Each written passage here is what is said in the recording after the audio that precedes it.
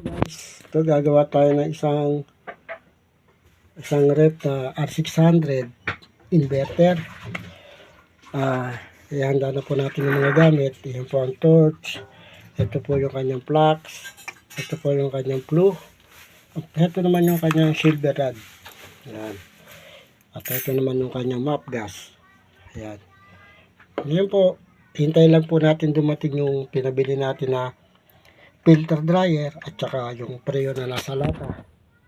Kasi po yung kanyang filter dryer, ito po yung nakakabit. Nag-o-oil na.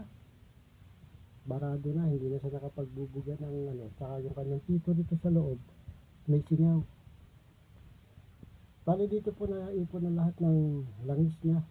Kaya tingnan ang itim na. Nag-o-oily na siya.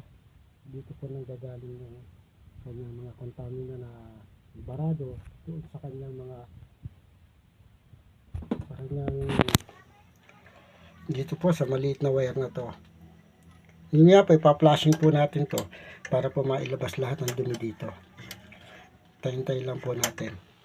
Salamat po.